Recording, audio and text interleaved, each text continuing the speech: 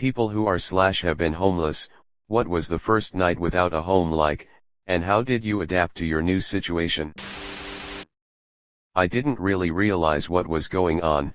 I was about 6 to 7 at the time. Dad said we were going to go for a drive and to pack my backpack with all the clothes I could fit and one toy. Mom was just crying. Me and my brother sat in the back seat. He was a little older and was holding our Sega Genesis and looking scared. We drove for a little while. It was already getting dark, and we parked in front of a Walmart and Dad said he had to rest for a while. Was the first of many, many nights we slept in the car. I remember one of my parents was always awake, with their hand in their coat pocket. Looking back, it was obvious they had a gun for protection, sleeping in shifts. Edit, Jesus, this blew up and thanks for the gold. Trying to respond to all but my poor inbox. Edit 2, WTF guys, 3 gold. Thank you. What a terrifying place to find oneself in, especially as a child. I won't pretend that I could ever begin to imagine what that was like, but I'm sorry you've had to have that experience. Hope you're doing much better, and hope you have an absolutely wonderful cake day. Hee, I own my own house, 3-adult household, but we make it work, and we've got it worked out that we could all work minimum wage and just barely keep the house. I'll never let that happen to my kids. I started being homeless at 19, a previous foster parent put me out for coming home from college one night, and I had called up a friend last minute. When I started to realize I wouldn't be able to crash or stay anywhere, I am fairly certain I started to dread, and spiral into a constant, underlying depressive state. All I could think about was, am I going to die like this? Do I matter? Will no one help me? I'm sad, I'm scared. I don't want to feel like I have to beg. What if I'm stuck like this? Is this really my life right now? 19 to 26 was a very challenging time. Edit, I am stunned, taken aback, and truly appreciate the feedback and support that's been granted to me this day, and will continue to respond, but I am not used to so much verbal traffic to peruse. Nevertheless, I will make an AMA upon several Redditor suggestions, as a lot of this can be encapsulated in so many words, and I want to help by way of sharing. Thank you all again, and I am still doing my very best, better or worse to this day. I simply have no intention on going backwards. Hugging face, black heart, green heart, yellow heart. Wow, that to me, as someone who luckily has no experience in having no home for any period of time, sound like a long-ass time. Did you feel that way for the entire 7 years? Did you during that time ever feel better or worse than at other points? And more importantly, how are you doing now? Thank you for asking. I'm now 30, gainfully employed, I have an apartment and roommates, at 2 cats roaming about, trying to eat the others' food. I'm doing far better than even I expected, though a side effect of my life, but especially the homeless part is getting out of survivor mode and trust issues. Honestly, I am doing great. Now it's a matter of doing better for myself mentally and emotionally, given I have less to worry about in regards to things like time, space, and food. It felt like an eternity, especially when you watch the world seemingly pass you by. As for ups and downs, it's an entire roller coaster, let me tell you. On one hand, you meet new people, and given how chatty and empathetic I am, I have stories to share. On the other hand, I cried a lot. Please, ask away, if there is anything more you want to know in details. I'm at work at the moment, but not only is this cathartic, but maybe doing this can give some random passerby a bit of encouragement. I remember being really hungry and acting weird because of the low blood sugar, almost delirious. This was when I made a futile attempt to run away from an abusive home with no money. I ended up going back because of that. I'm so sorry to hear that. How are you doing now? One of the things I think about is homelessness and insulin. It's like fucking $360 a vial in the US. That's like half of rent where I am. I was homeless sporadically before the T1 diabetes, but now I feel like I would just die, either from the low blood sugar, or high blood sugar. Both look like being drunk, and no one wants to deal with a drunk person. My child's godfather, a Vietnam vet, had this happen to his daughter. She was in a rough spot, didn't tell her parents, and literally died homeless, all because she was scrimping on insulin because she couldn't afford it. He was so utterly destroyed by this he became an alcoholic for 7 years, was homeless himself when I met him but was in AA for 2 years at that point. I'm his daughter's age, and he literally saved me one night when my landlord attacked me in my car in front of the tiny house I was building. I was basically homeless too at this point, living under a pergola with a tarp while I built a tiny house. He has since used a VA loan to buy a house, visits my family and I a few times a year, and is like family. We finished the tiny houses in spite of that awful landlord, sold them and own our own house now. I was homeless for a couple of months a year or two ago. I had a car and a low-paying job, so I lived in the woods in a tent for a bit. The first night was miserable. I ended up sleeping really uncomfortably in the passenger seat of my car, and it was a really cold night. After that I got a tent and slept on an old climbing pad I had. The first night was hell, but the next several weeks were actually not so bad. I had a spot in the woods where I was well hidden and would cook over a fire. I really didn't have it that bad, but it gave me quite a bit of sympathy for people who really do end up on the streets in a much more desperate situation. Shit is not easy. Hats off to you, because just reading that gave me the spooks. Weren't you scared out in the woods on your own? I'd much rather be out in the woods than on the streets. Your security comes from solitude, since you're much harder to find, and so the possibility of getting mugged/killed goes way down. Sure, you got predators in the wild, but most, if not all of them, stay away from fire. I'm Australian and love camping. The only real threat is snakes and spiders here. What predators are we talking about? Bears. Mountain lions. Because to me they're absolutely horrifying.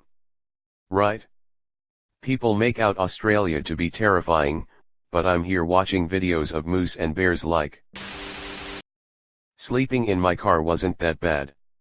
It was summer, so it was pretty warm, which was my biggest issue.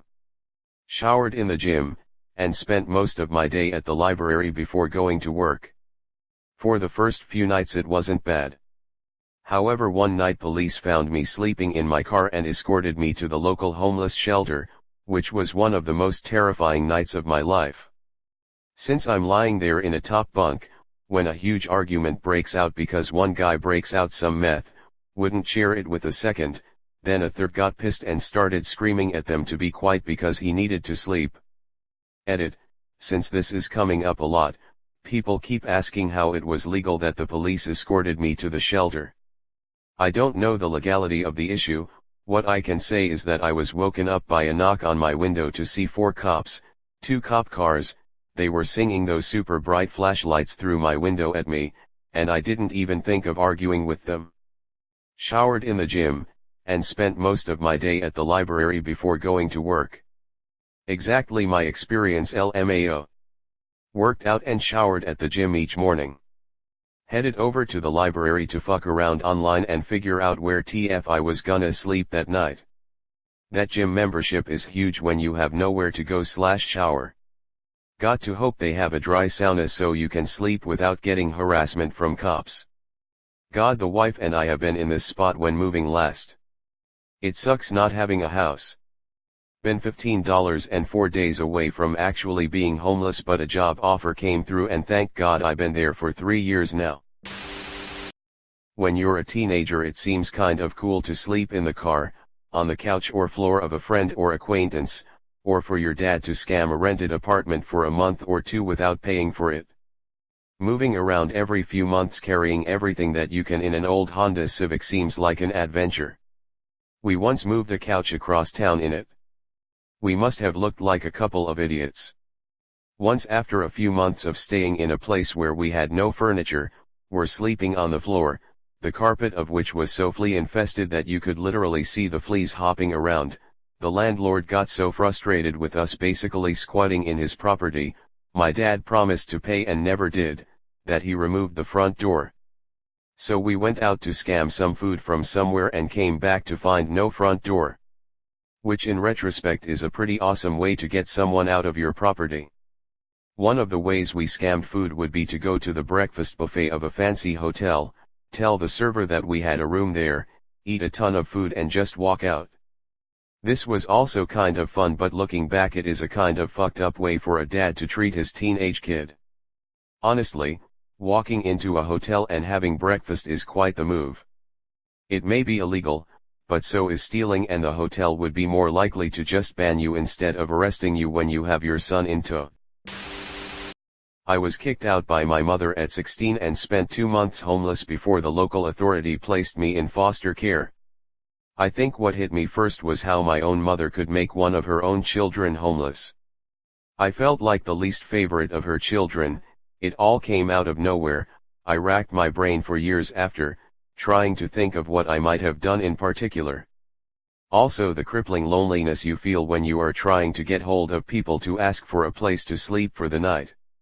I could not feel more alone in the world when someone would either not answer my message or tell me they were busy.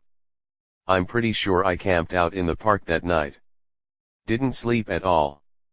My mom also made me homeless at 16 and I went into foster care. You should check out r/x_foster if you haven't. It's been nice talking to people who get it. It was terrifying and cold and hungry. I didn't sleep a wink. I adapted over time. Extremely steep learning curve to surviving homelessness. Nothing really prepares you for it. Must have been awful. I can't imagine being in such a position. I would have no idea where to go or what to do. I hope things are better for you. It wasn't awful until it sunk in that it wasn't going to change anytime soon. At first it's just shocking. Like, blank mind shocking. How did I get to this point? Then it's scary and surreal. And I had my kid with me, so I was busy keeping him safe and fed. Awful came about a month into it. And yes, we have an apartment now and all is well, thank you. Slept in my vehicle, couch surfed with a friend, squatted in an unused trailer, all while still working at a Walmart. Saved enough to get a crappy apartment and just kept going from there. I slept in a near-empty garage block. Put blankets over my front and rear seats like a tent and had a duvet to keep me warm. Was absolutely fine until I woke up in the morning, had a wee behind my car and noticed the white van next to me had an electric plug in it. Someone was sleeping in the van. Slept there a few more times. Kinda creepy but kinda made me feel safer too. I slept in the school parking garage.